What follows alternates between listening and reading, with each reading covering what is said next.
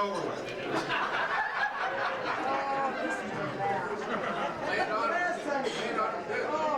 Welcome. Welcome to this event. I'm absolutely stunned that any of you is here.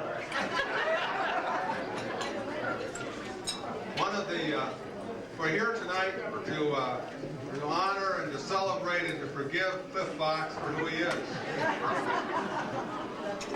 One of the most extraordinary of Cliff's accomplishments is that Cliff has survived and nearly outlasted 3 different chief executive officers of LSS of Minnesota.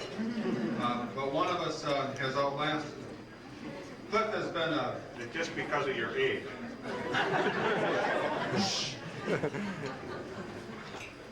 Cliff has been a huge impact player with LSS of Minnesota in his nearly 27 years of service with us.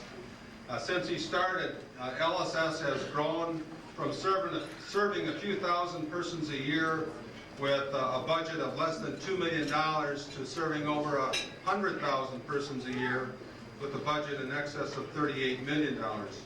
So it's been an incredible change in this organization since Cliff has been a part of this. I've thought a lot about what it is that defines Cliff's most singular contribution to LSS of Minnesota, and defining that's been difficult.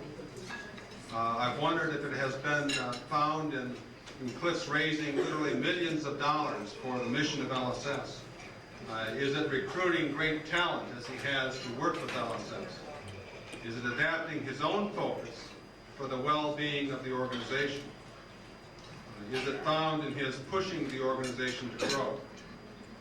And I find it in constantly reminding all of us of the agency's mission of service. And I find it in his nurturing of our relationship with clergy, with congregations, with bishops. And I find it in Cliff's fanatical loyalty to LSS.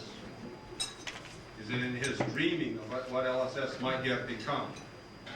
Is it in his reminders to the staff to always be focused on those we serve? Is it in his willingness to make himself vulnerable for the sake of agency's mission? Or is it in his leadership with the whole church? I really don't know what Cliff's most singular contribution is to the life and times of LSS of Minnesota. But I do know this: you have enriched my life. And so tonight it is a great personal pleasure for me to kick off this celebration of your life with LSS of Minnesota. Thank you, Mr. Fox.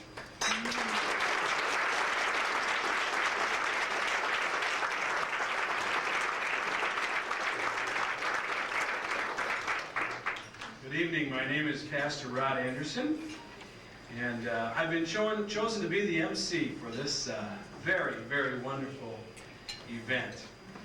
And I have enjoyed looking down at Cliff Fox before, and usually from the pulpit, and fun to watch him there. But we're here, as Mark said, to thank Cliff Fox, to celebrate Cliff Fox, and to forgive Cliff Fox. Because there have been some things. There have been some things. And our committee decided that there should be one brief, singular moment of prayer, and then all the rest, hilarity. And so we would like to begin that way tonight. We would like to begin with a brief, but very, very important word of prayer in gratitude for the good ministry of Cliff Fox and all who have been touched by his good work. Let's pray. Gracious Lord, we give you praise and thanks for a night such as this. For a night that gathers together memories. A night that gathers together family and friends. A night that gathers together compliments and laughter. A night that gathers together all the best of what has been over many good years a meaningful ministry in the work of Cliff Fox. So bless our time together and lift in our hearts a sense of gratitude and also a sense of prayer for a wonderful retirement, a joyful, refreshing time into the future. in the name of the Christ who we all together serve. Amen. Well, when you're asked to be the MC of an event like this, you wonder why. And I've never served on an LSS board or committee. I have given very little money. There may be an expectation that I should give a lot more. But I think it's because Mark Peterson called around to pastors, and I finally was one who said, I like him. And so I was chosen. What a nice space we're in, beautifully decorated, lovely chandeliers and trimmings all about. And most importantly, you saw at the table as we came, a number of these. Clifford J. Fox Originals. Yes. I brought this one from my office. It is dated. They're all dated, you know, like fine art. And signed, autographed by Clifford Fox. And how many of you have one of these? How many of you have kept it? All right, fantastic. Okay. Now, this week I was in Chicago at the Lutheran Center, and I was visiting in the bishop's office. And you know how the bishop has collected things. He's traveled 1.5 million miles in his service of bishop of the church, and there are crosses from third world countries, and there are pieces of art, and there's pictures of churches that Herb has taken. There's pictures of barns that Herb has taken. I looked around and I said, Herb, where is your Clifford Fox original? He said, I lost it. And so the bishop has asked me to have you do a little work while we are here at this event. And he would like not only one for himself from this retirement party, he would like one for everyone on the 11th floor of the Lutheran Center. Okay, so we'll pass these down.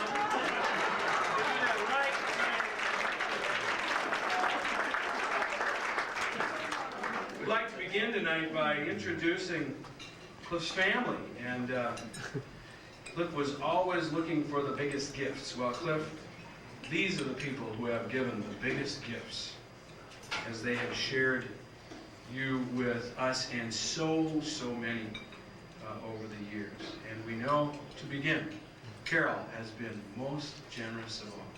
Carol, would you stand and let's acknowledge Carol.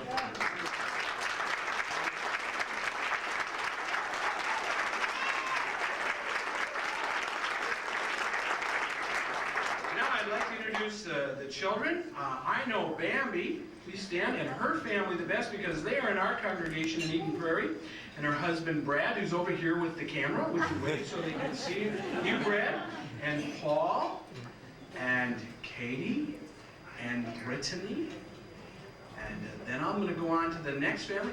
You can sit down, and we'll have you all stand together at the end.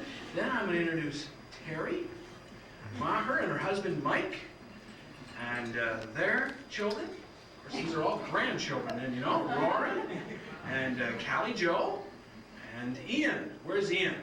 We've got to get Ian up there where everybody can see Ian. Fantastic. And then, next, Jerry. Two boys and a girl in the Fox family. Jerry Fox, his wife Sue, and Allie. Did I say 2 girls and a boy? I said it there. That's my family, 2 boys and a girl. 2 girls and a boy. And then we are really privileged to have Jerry's brother, Kirk. Where's Kirk? And his wife, Paula, right here. Stand up so we can see Jerry's brother, Kirk. And then his sister, Sharon Traffus, and her husband, Fred, over here. And then we are really thrilled to have Cliff's parents. Isn't that fantastic? Otto and Marie Fox from Longville, Minnesota. Everybody in the Fox family, stand up. Everybody stand up in the Fox family.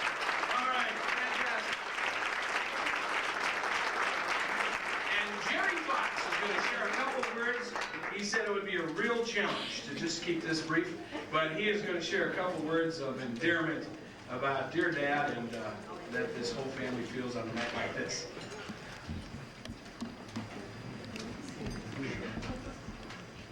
think they did this to me on purpose, to start me off with this, because I'm not sure how nasty and honest everybody else is going to get.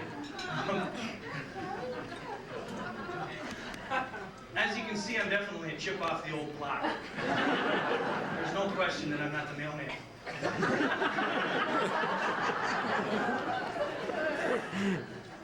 Most of you in the room have had the pleasure, well, I believe a pleasure, to have worked with my father. We in the family have not. We've had your leftovers. First, I would like to say thank you for taking them off of our hands for at least 8 hours a day. I'm here just to give most of you a little insight about his home life and what that was like in growing up with him. Most of you have heard the statement, walk softly and carry a big stick. My father's motto was, walk loudly and don't carry a stick at all.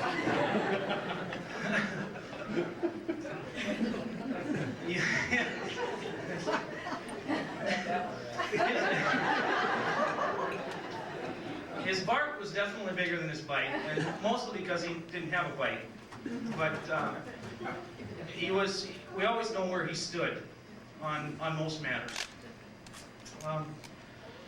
As devoted and as generous as he was to LSS Minnesota, LSS Central Penn, the church, he was more devoted to his family. As proof of that, he's taking the words of his in-laws, which were, don't build a house for your family, build it for you. So he's taking their house, which is a 750 square foot, 2-bedroom house, and building that for himself. 7 bedrooms, 3 baths.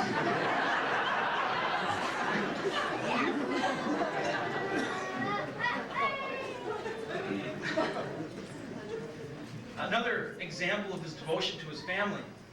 This one's kind of tough, so bear with me. When I was 13, I had a city championship hockey game to play in for the city of Bloomington. And unfortunately, it fell on the same weekend as the Office and Administration of Finance for the Lutheran Church in America in Chicago, of which my father was on the board of directors at the time. He couldn't make the game.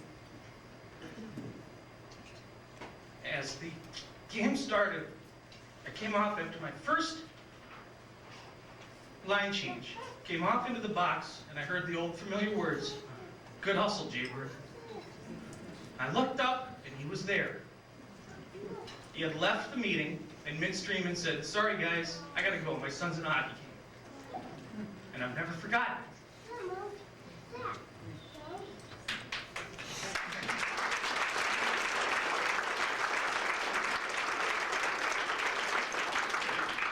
Those of you that do know him well know that the way to his heart is through his family. The local boat dealer in Longville has already figured this one out. Numerous years ago, my father went and bought a pontoon from him. Thought it was it. This is the pontoon.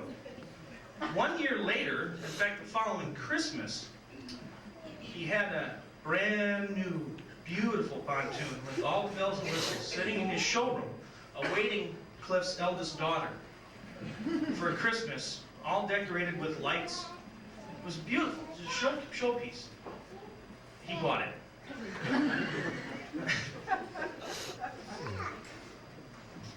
He taught me a lot of lessons, and sitting with family, a lot of lessons about self-reliance, creativeness. One of his teaching methods didn't always come to light until actually now, for me, in retrospect.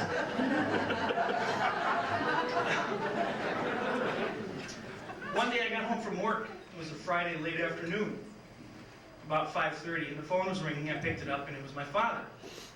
And I knew he was down on a consulting job down at Gustavus Adolphus College for the then newly elected president, John Kendall.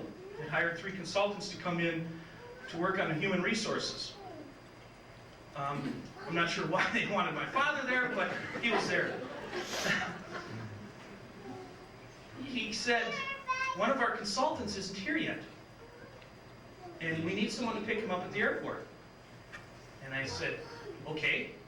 Now, bear with me because I cannot remember the gentleman's name, but it was something along the lines of John Smith.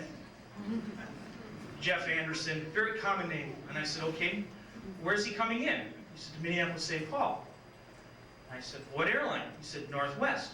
I said, where from? Chicago. When? He said, sometime between 6 and 10.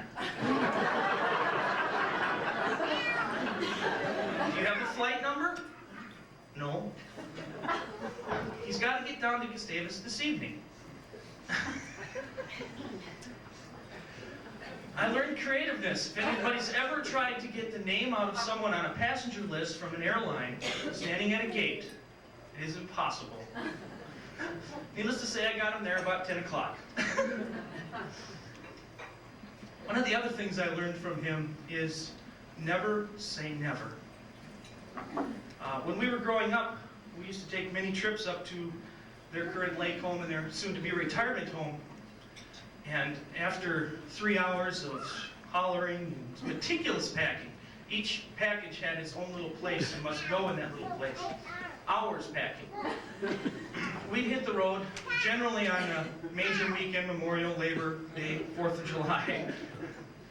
And somewhere between Little Falls and Brainerd, the dashboard would start to ring.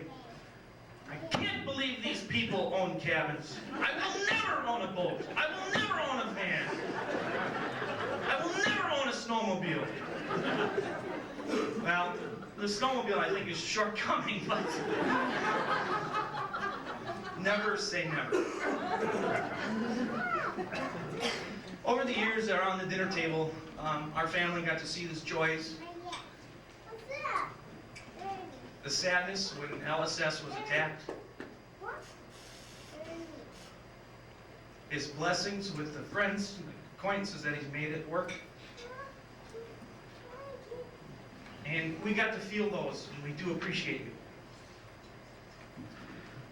I started my involvement with the church at around the age of 13 or 14.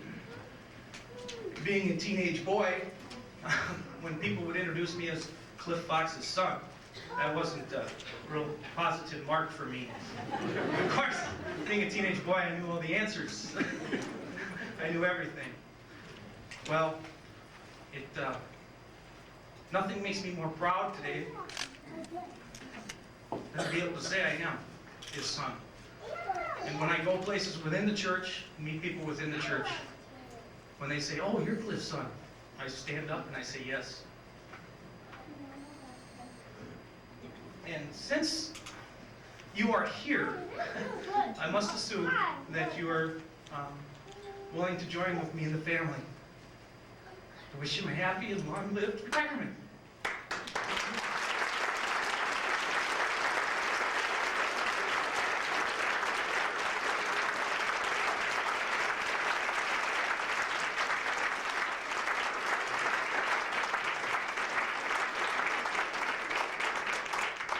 You're worried about the schedule here this evening.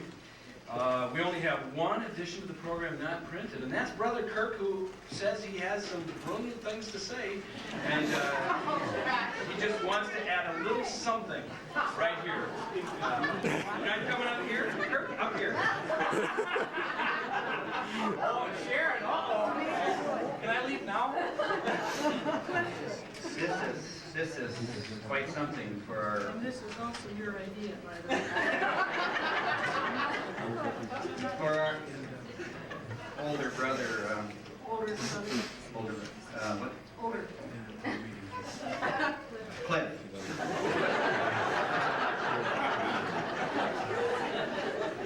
This is just great. I gotta tell you, no, really, this is, this is not right. I'm introverted, Yeah. just like Cliff is. I'll take responsibility. I am Kirk, Cliff's younger, better-looking brother. Right, Pastor? A quote? But his eyesight is bad.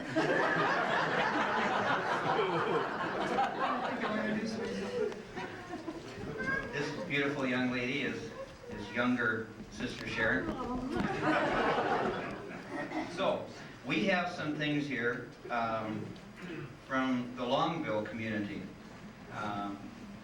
Donated love, Yes, yes, anticipation, much love. anticipation, and anticipation. Here. What the hell Oh, this is oh, from the way up. What's the name of that place? that you love to go to stop at? The one on, by the lake? You never stop there. Oh, yeah, great. What's the casino up at?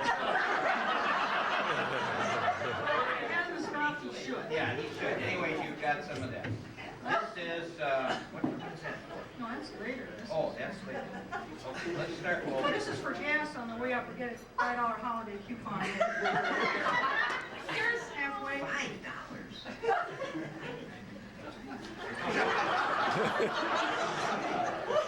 Okay. No, no. Oh. When he gets up there, you want to call and tell us how the trip was. Here's a $5 AT&T.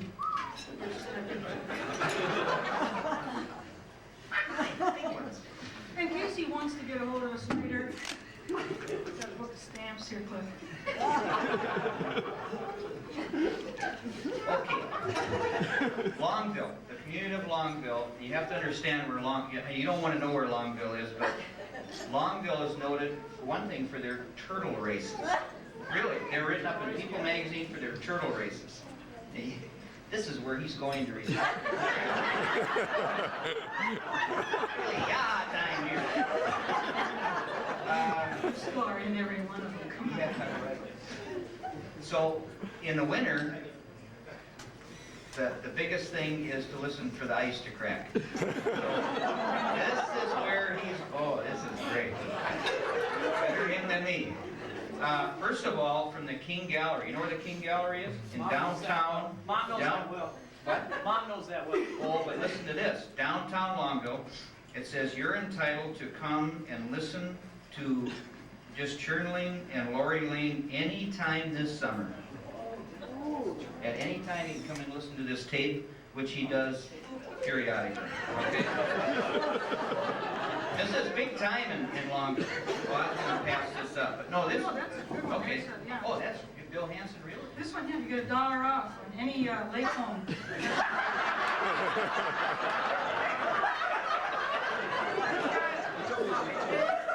There is one catch, it's gotta be valued at over $65,000.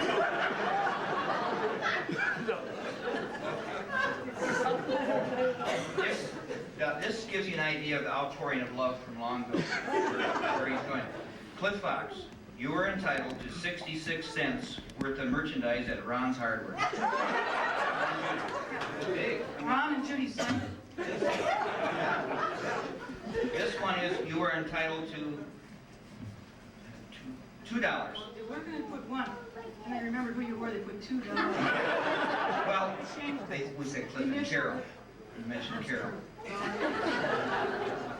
Right, this one. This one. Oh. Certificate entitles the bearer. Now, they must not know who he was. 75 cents at the one stop. Wow, for Cliff Fox. Highway 84, this is on the way to Longville. James Davitt, is it? Or in Longville, this is in Longville.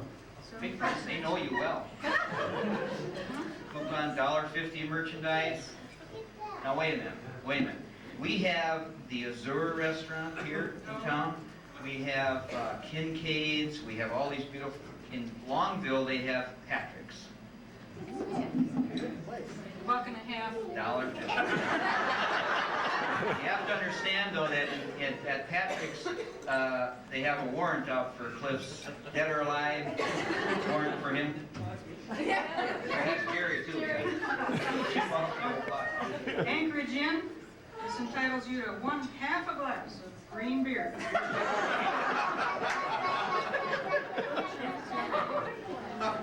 Top or bottom, and they don't know what. Okay, this entitles Cliff to $1.50 worth of merchandise at Tobacco Super Value in Longville. Outpouring of love is monumental here. And the Corner Junction, 1 apple fritter. With a napkin. Another $1.50 from Longville Building Supply. I mean, it just keeps going on and on. It's incredible. Oh, sorry.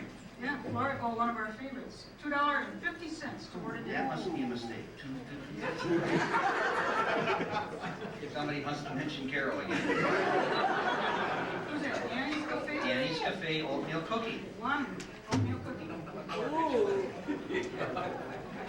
Well, Postmaster General has offered 32-cent stamps. Just bring this in there, 32 cents, two. Lori's Love. You know where Lori's Love is at? Oh, they mentioned Carol again. 60 cents. Anytime you want to use it, really. 70 cents at the Muni Liquor Store. Okay, $1.10 at Judy's Casuals, women clothing. That'll come in handy. I noticed he likes some women's clothing. You notice that? He's into dresses, you know. The only establishment that we did get 2 coupons for, I see, is another 70 cents at Muni Liquor Store. I Wonder why that is. have no idea. They know well, this one now we have to explain. Jerry mentioned the boat place in Longville, and they have this huge sailboat in there now, and Cliff is just drooling over this thing. And sincerely, Wayne, Barb, Carrie, and Eric, they're giving you the rubber replica, the little plastic model of that beautiful boat. These are gifts I know that you'll cherish from the people of Longville, and I just wish I were there that first day of your retirement when you Try to cash them in.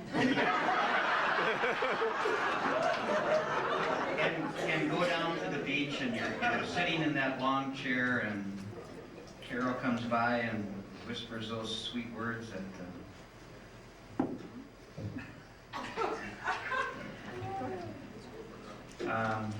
your soul belongs to God, you know, when you die. Right now, your ass belongs to me, so get going and get this thing done.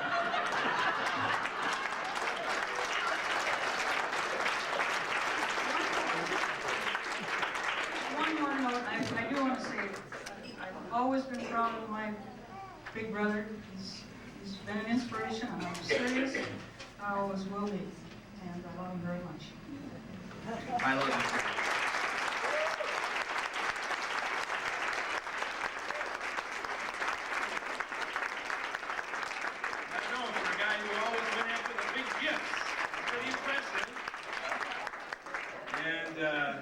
I'm going to go off the road just to take that trip past Longville.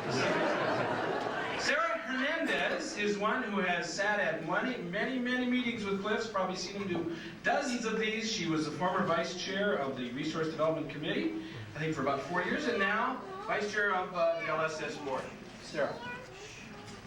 Well, most of us here tonight know that Cliff is a man of many talents. And undoubtedly we all know that Cliff has this uncanny ability to create these wonderful designs on some interesting objects. I think these designs are rather curious and almost odd. On a recent trip, I went to Washington, D.C. I took one of Cliff's works of art, a specimen, you could say,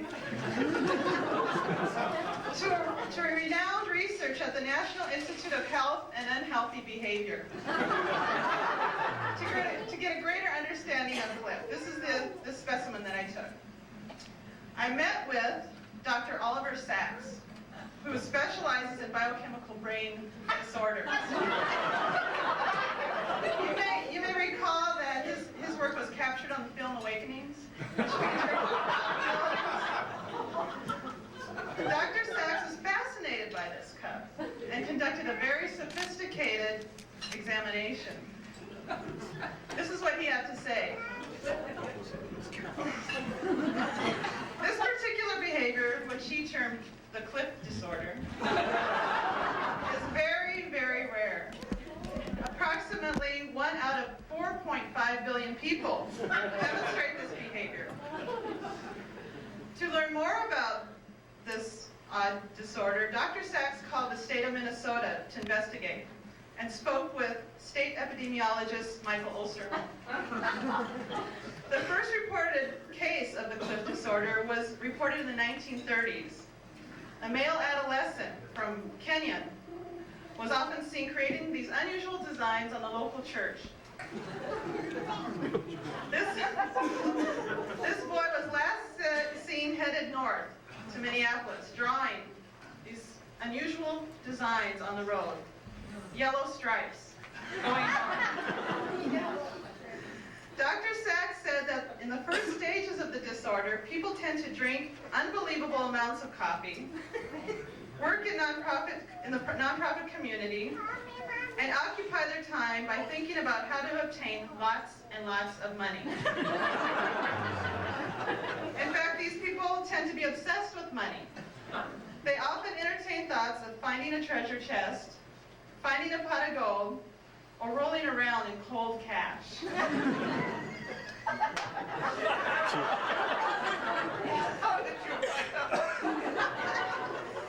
In the later stages, these people tend to be very bold, outspoken, and are not afraid of asking for what they want, particularly when it comes to older people and asking them about money. In the final stages, and this is kind of scary, Dr. Sachs said that a person with this disorder will tend to be a fabulous dresser, possessing a poised and polished demeanor. To some extent, Cliff, I don't know if you've reached this final stage. So there you have it, a closer and objective look at Cliff, our dear friend. And I hope you don't mind that I shared this specimen with the doctor out in Washington, D.C. And you should know that Michael Osterholm may be contacting you. He mentioned something about a quarantine or something. Anyway, there's one last item that this doctor did share with me, and he said, without a doubt, the person who created this cup here, who made this design, is a very devoted person, a very committed and hardworking person, and a joy to work with. So thank you, Cliff, for your years of service.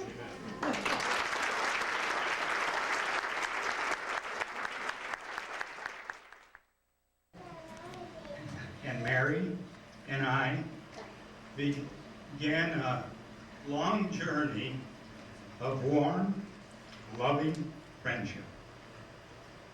13 years of those I suffered having to work with him. Well, no, we never worked together. That's right. I already said that, didn't I?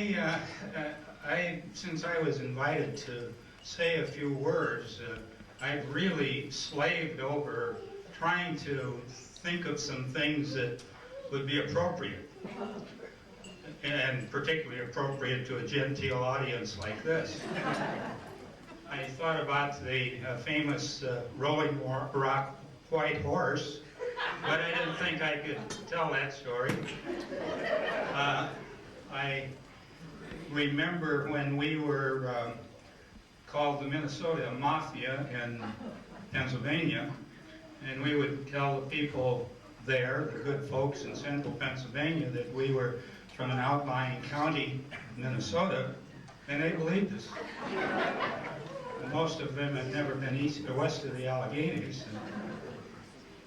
But I guess the really important thing that I want to share with you is honoring two people. Carol, more importantly, Carol. She's had to suffer this journey.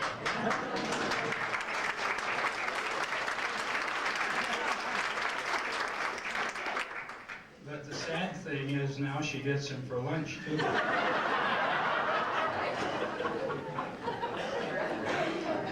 But seriously, all the stand-up comedians have already taken most of the ammunition I had. So I want to acknowledge a really wonderful family.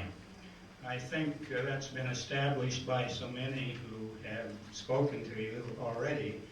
But the heart of Cliff and Carol's life are the big foxes and the little foxes and all of the foxes down here. And that has been both the character and the quality of their lives. And I think it's been reflected in so many things that Cliff has done, not only in Lutheran social ministry, but in the church. I suspect that there are few laypersons who have been as dedicated and giving and sharing of their skills and wisdom as has Cliff. So for me, this is just a very, very special occasion to honor two very, very special people. And I'm sure this evening that Mary joins with me in sharing with you joyful and wonderful experience together. We've traveled many roads with many good times. And I hope that your years of retirement will be as joy-filled as the years that we had, Mary and I. And that the Fox Den will be always a happy and joyous and certainly a jumping place. God bless and keep you careful, good friends.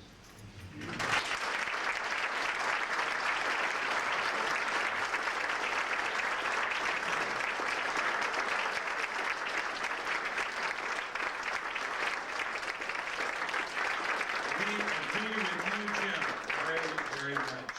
Very, very much. Now, here's your second quote, if you'd like to write it down. You can appropriate it to Jim's talk, or you can appropriate it to Bishop, although that's risky for me to say. Or you can appropriate it to Cliff. Want to write it down? We're all going to get older, but we can stay immature forever. Bishop David Olson.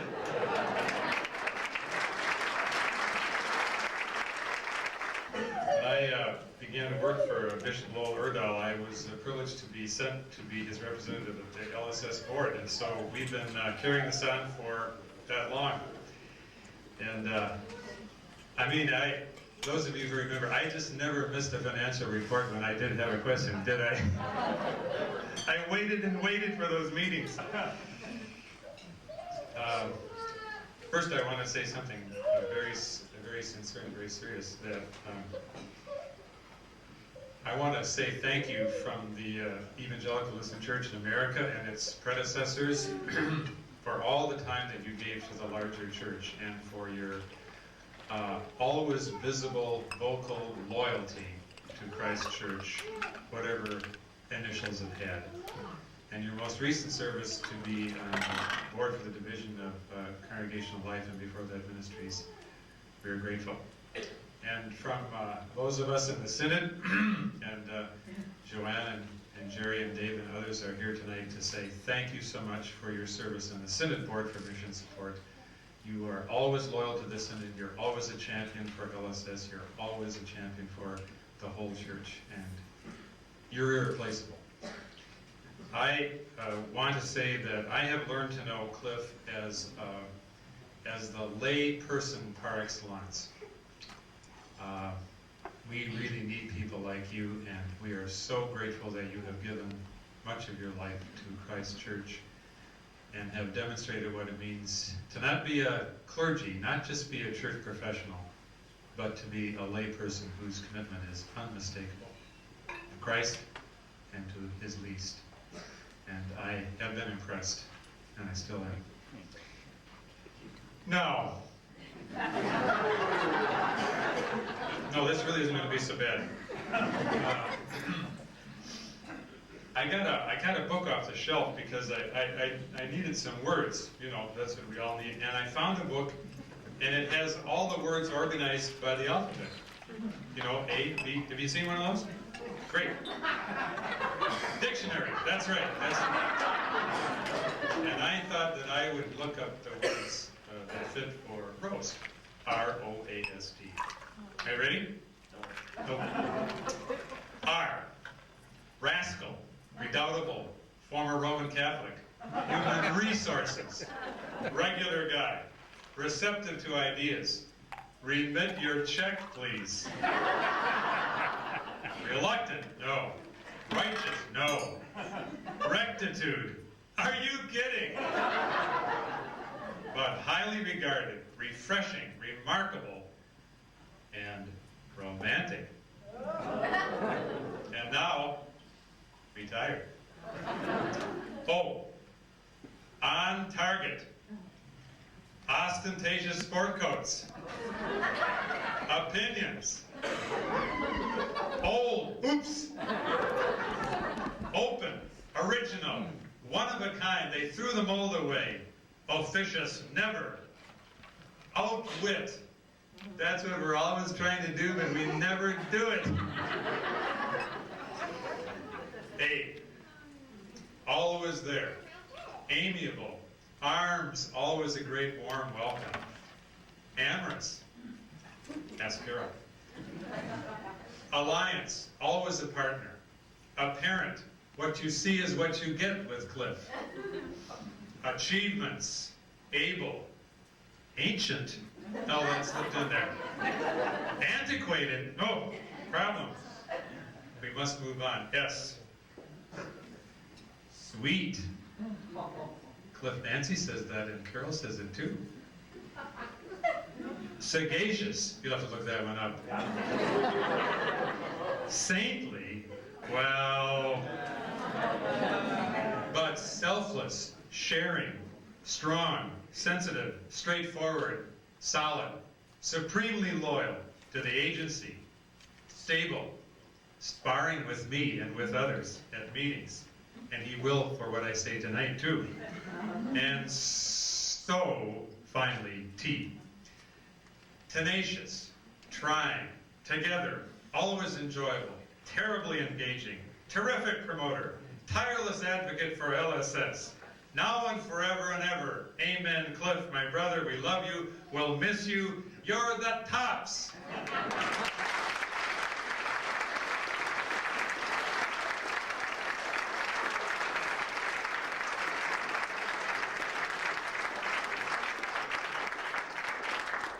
Fantastic. You didn't have to do the whole dictionary, though. That was quite long. This program was carefully planned to last till 7:15. So now we have Gail Adelsman, and there are two of her here. Would they both stand up?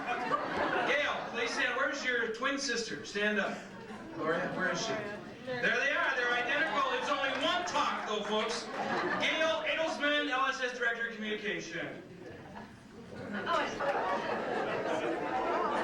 doesn't seem to affect him at all. He just cools down and starts all over. You'll have a lot of that, Carol, and especially if you're building. Be prepared.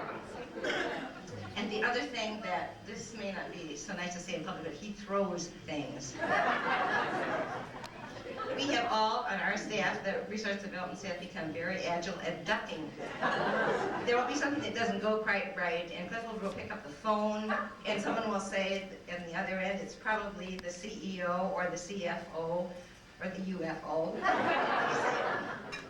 Son of a gun, why didn't this turn out right? And Cliff will slam the phone down, and part of the phone will go sailing off, and if you're staff and in line, you just have to duck and get out of it.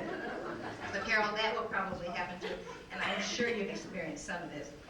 You should know that he leaves behind a very tough staff, so we're quite aware that this is a pretty tough family around here as well.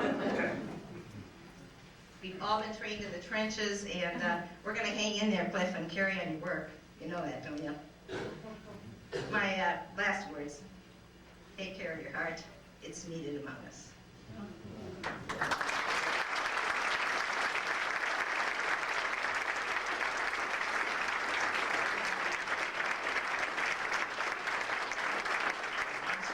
Gail, that you didn't report that this was Cliff's last day at work and he didn't show up. Therefore, he will be back on Monday for one more day. Won't you, Cliff? Finally, wondering still why I was chosen to be MC. When I was at the first committee meeting, I suggested this event be held at the Met Center. And that was after it had been imploded. So Mark Peterson suggested you're the MC. Mark Peterson to conclude our program and share wonderful gifts in conclusion.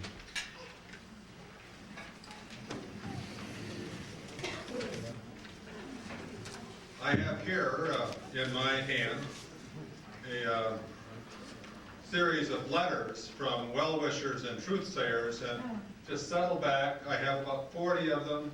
And, actually, I will read one letter. We will be giving these letters and cards to Clifford tonight. If any of you have not written a letter of your thoughts regarding Cliff and would like a chance to say truth to him at a reasonable distance, you're welcome to send those to us, and we'll arrange for a courier to deliver them. This letter is from a gentleman by the name of Herbert W. Chilstrom, who writes, Dear Cliff, why do I think it is a good idea for you to retire?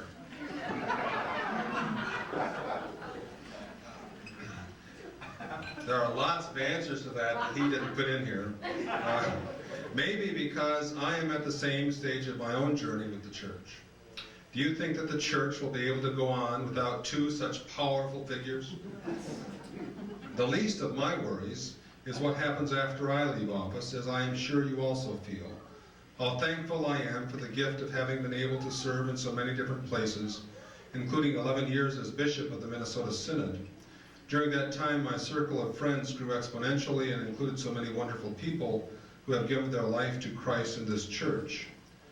None of them ranks higher than Cliff Fox. Thank you for your deep and faithful dedication to the life of the church. Well-run institutions where persons with executive skills carry out their ministry are a hallmark of the Lutherans in this country from the very beginning. You have played an important part in making sure that the ministry of Lutheran Social Services was able to reach the people who were most in need of that outreach. Thank you. I gather up the good wishes of your friends throughout the ELCA and praying that God will bless you with joy and fulfillment in whatever you do in the years to come. Sincerely, Herb. So greetings from the Bishop.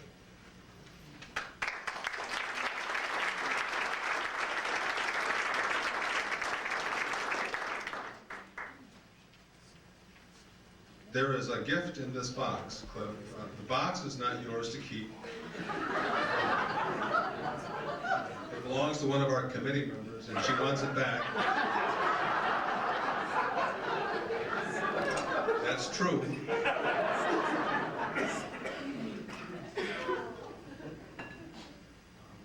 Clifford, why don't you come up and open this gift?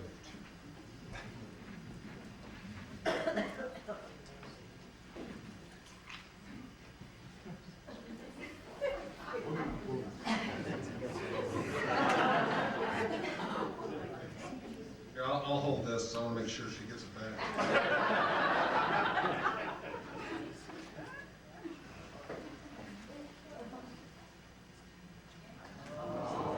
This is a sculpture by Nick Lagueros, who cast 5 of these. It is entitled The Three Graces. The child on the right is a 6-month-old baby. Child on this side now is a 6-month-old baby who is entirely dependent on the rest of the world for everything that she has. She symbolizes faith. The child on the right, in the middle, and child on the right is a toddler who is easily distracted by life about her. She symbolizes hope. The child in the center is an older child who has learned the gift of language, who has learned the gift of love, and who is in the middle because she does symbolize the greatest gift of all, the gift of love. So there are 3 gifts, faith, hope, and love, but the greatest of these is love. And Cliff, all of us who are here this evening, and many others who could not be here tonight, express to you our greatest love for you and respect for all that you are. Thank you, Mr. Fox.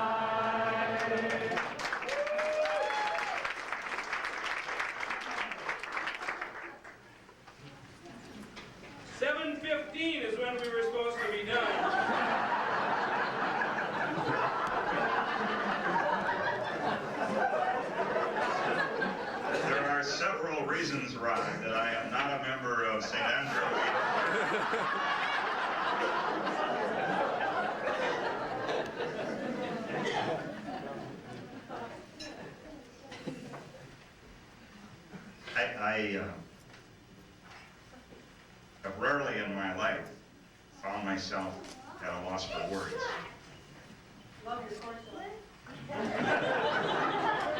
But my sister will break the ice.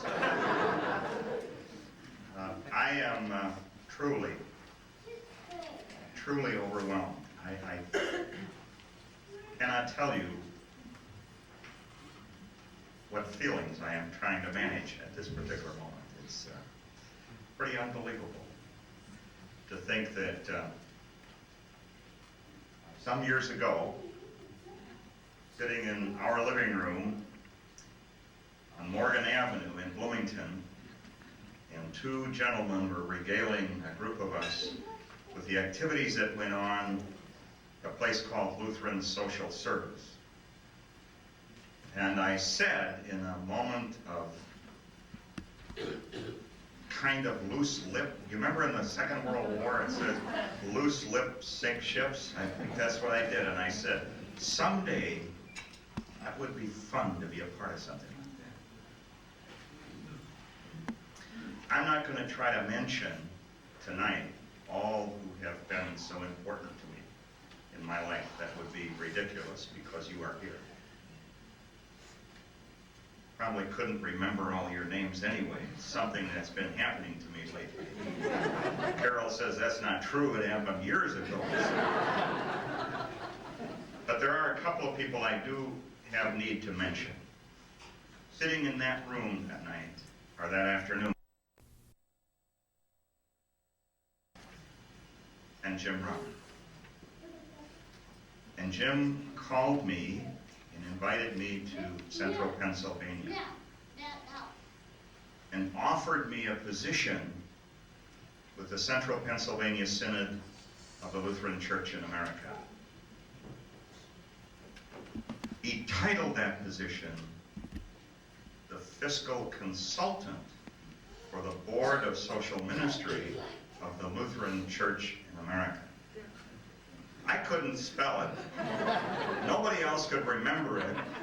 Therefore, it was the most grand position I've ever held because it was being designed. But he had a vision of me that I didn't have. Never in my life would I have ever suspected that that would be where I'd end up. And Mark Peterson. Because about, what was it, mid-September, late September, I shared with Mark my plan. Carol and I had so carefully crafted, and that we would be retiring on this particular day. Mark is truly a gentleman. He has treated me so nice, so well, that I can't tell you how comfortable it has been in the last several months with the kind of grace and dignity that he has treated me with. Much more, I assure you, than I have deserved. That's right.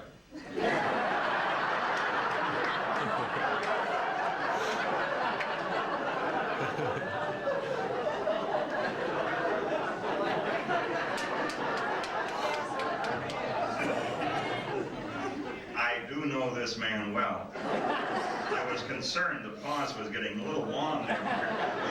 You didn't take the cue. Jim, or Rod, I should say, introduced our family to you. I don't know where you people are in your journey of life. But whatever I have accomplished has not been mine. It's truly because of these folks that sit in front of me.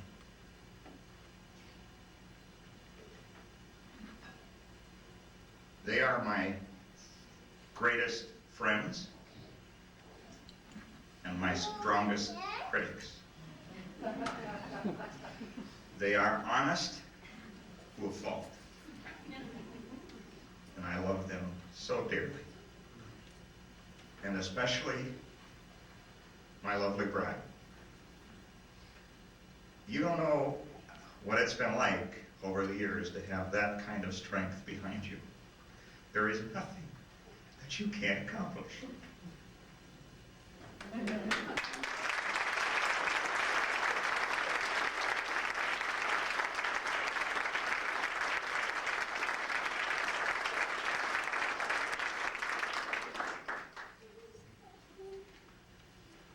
I can even retire to Longville.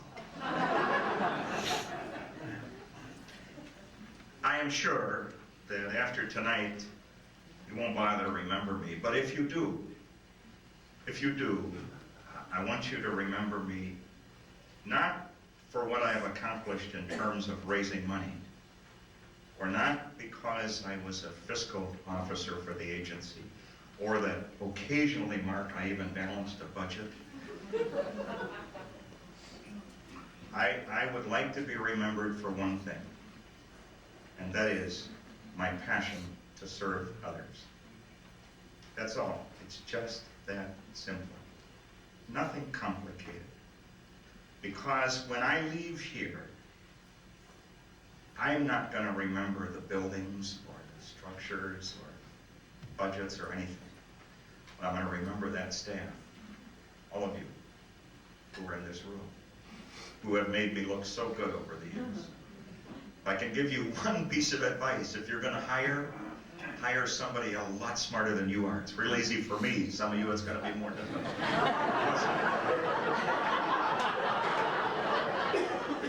Because they make you look so good.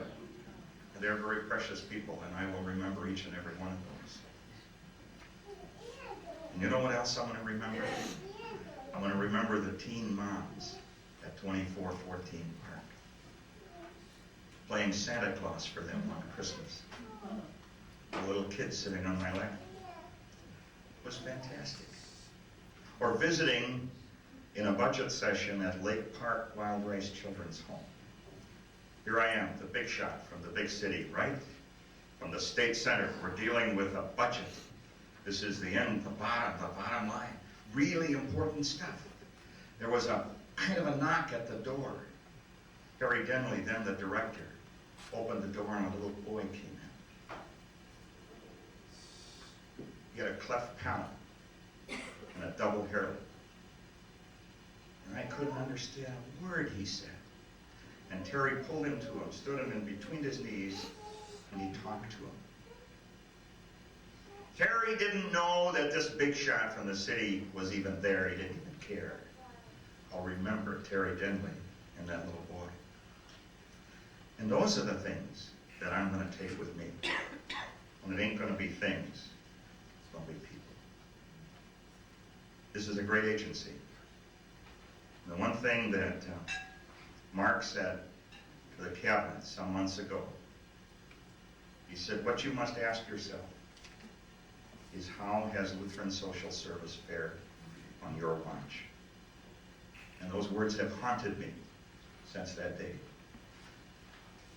I can only tell you that I gave it my best shot, the best I had to give. And I pray that it was good enough. And for each of you, this is a great agency. Give it your all. It deserves it. Thank you for being here, and enjoy the rest of the evening. Even though Rod says it's all over. Now we have the place till 7:30.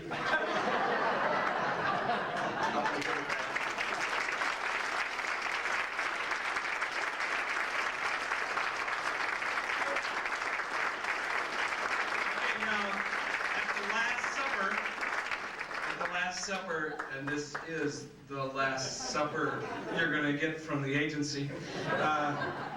It says they sang a hymn. They had some cake, and then they sang a hymn and went out into the night. Would you stand up and let's sing this little hymn for Cliff? We're going to have him. We're going to have him kind of stand up here. We're going to sing it for him. It's Jesus Loves Me. It's real easy. Okay? Here we go. Our friend Cliff, you've served us well, so we bid you fond farewell. Your even temper and sweet face, we will miss around this place. Yes, Cliff, we love you. Yes, Cliff, we love you. Yes, Cliff, we love you.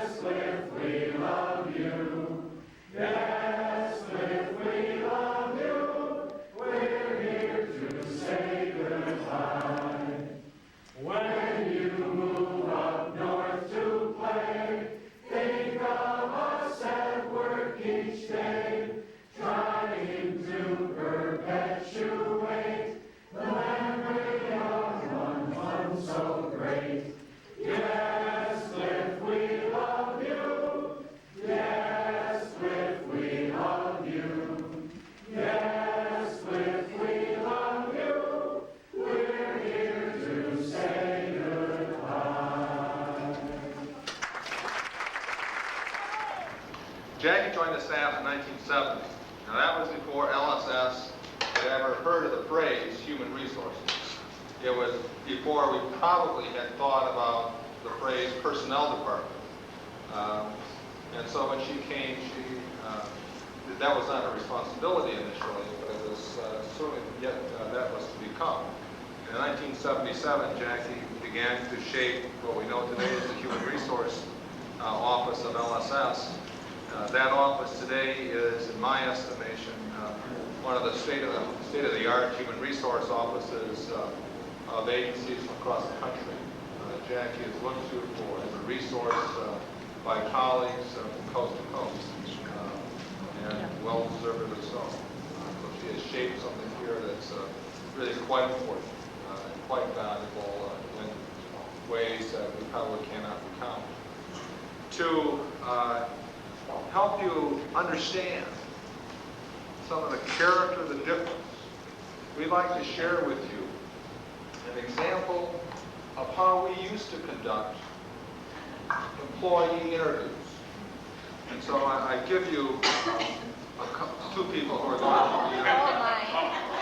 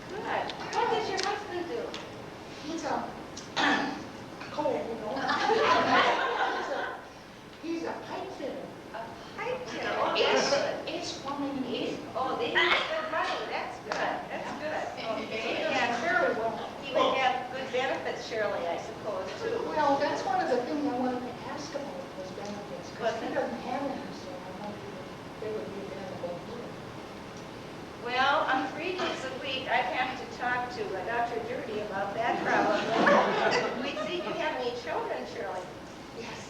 Do you? We have two. Ooh. 1 3.5 and 1 8 months. 1 8 months. You know, we usually don't hire young women with children here.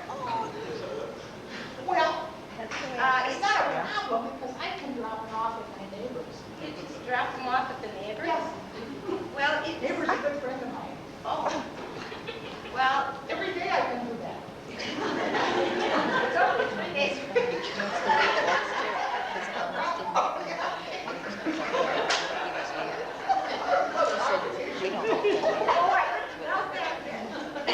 Well, it's part of our value system that we do try not to hire mothers with really small children, but we will certainly, if you give adequate care for the children, I think that we could discuss that a little bit. You're not pregnant by any chance? One of the questions that came out of it. Almost impossible right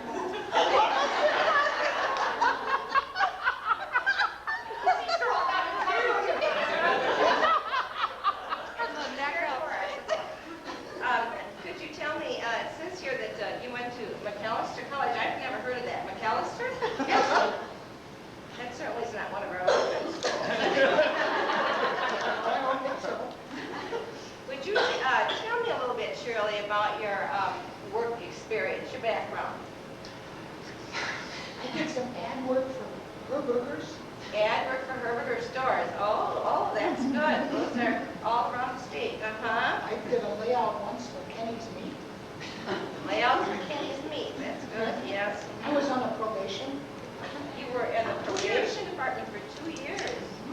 Well, that makes kind of an interesting background with your Well, that's social why I want to welfare. work with this agency. Well, I like that. Because I'm really concerned about people. Yes, there are a lot of, that's a real important value here. We're very concerned about People is? people, yes. Now, I should maybe give you a little job description here. Yes. Mostly what you would be doing would be newsletters and brochures, and you'd be also assisting our executive, Dr. Jurdy. He needs a lot of help. Well, I just done that. Yes, and you'd be sort of Jurdy's girl, you know.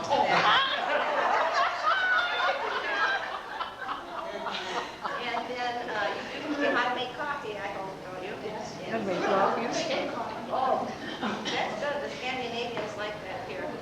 We have a lot of coffee here. Strong coffee. Good, good.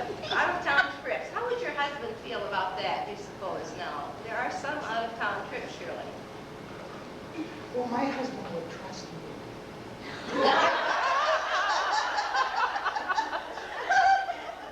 Wouldn't you trust me?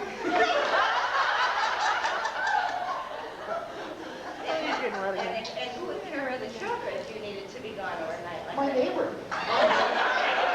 She's a nice person. She doesn't work. She doesn't No. work, no. Caring for children probably is. No.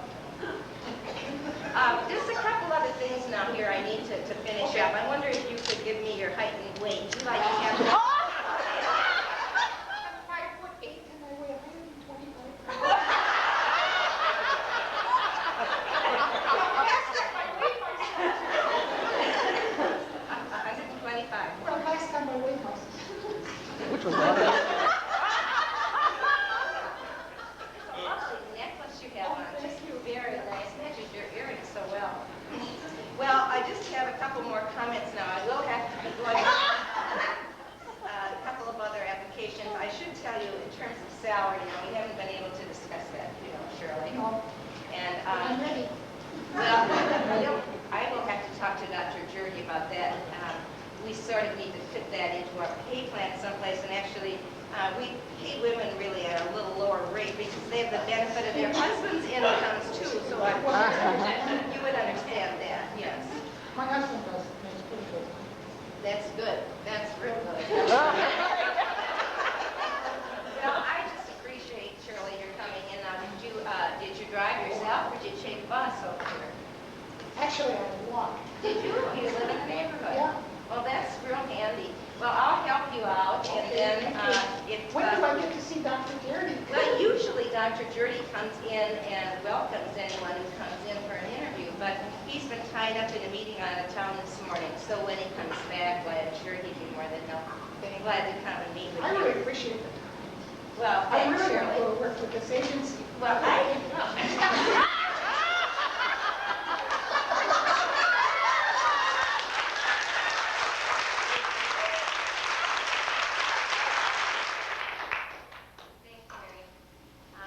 Clifford Fox, the new Cliff Fox.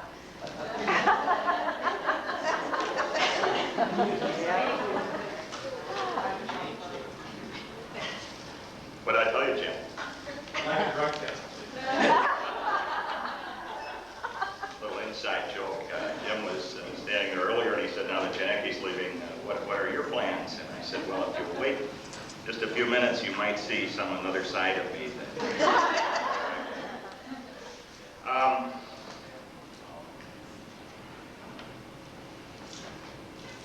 What do you say? Watch it. Watch it. 22 years, Jackie. 22 years from the Institute for Community Services to Lyman. Quite a jump, quite a journey. It's been a long one. It's been creative. It's been exciting. Sometimes a little scary, that journey. I think that some of the memories for me go back quite a few years. 1977, spring of 1977, when that time Dr. James Rowan, who was the executive director, made a commitment to development of professional personnel services. So I went to Jackie and I said, Jackie, I've got to write a job description for this particular job. Not a JAQ. Where's Mark? It wasn't a JAQ, just a job description in those days. Go out for the good old days. So Jackie kind of wrote that job description. And shortly thereafter, it was about a month later, after we'd done some cursory kinds of interviews, it was real clear to me that the person we wanted for that job was Jackie. And so we offered the particular position to Jackie. And Jackie was then the manager of personnel services. We very carefully crafted it, and I think it has served as the basis for how we've operated our personnel services in this agency since that time. Frankly, I think the way Jackie crafted that originally. She was not the personnel manager. She was manager of personnel services. Management of personnel takes place out there. And that's the way we designed it, and that's the way it has been pushed forward. Good thought, smart move, real smart move. See, even dummies like me makes accidentally good, smart moves. Then in a little bit later, Jackie, this young guy came out of Michigan and made another change. That was January 27, 1987. At 9:15 in the morning on Tuesday. Not that we would remember Mark's arrival. Not a noteworthy occasion. I came in on calf paws. And I look good in drag, right?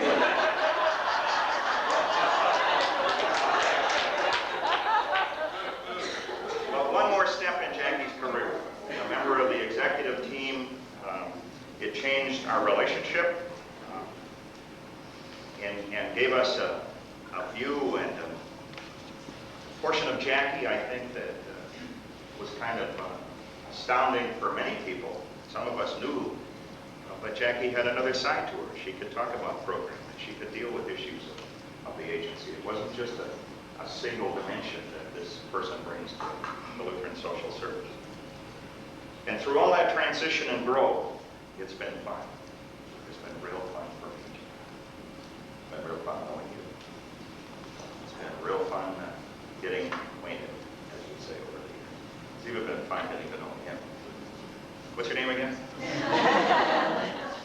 Easy to forget. Some Danish name or something, I know. So recently. Jackie, you bring to the job something that we're not going to replace. We're not going to replace Jackie Hill. And I hope that all of us understand that. But we are going to fill the position. We're going to do real well with that. We're going to fill it and do real well. But we're not going to replace Jackie Hill because you bring a special blend, Jackie.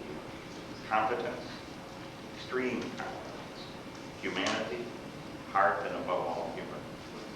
We can't forget it.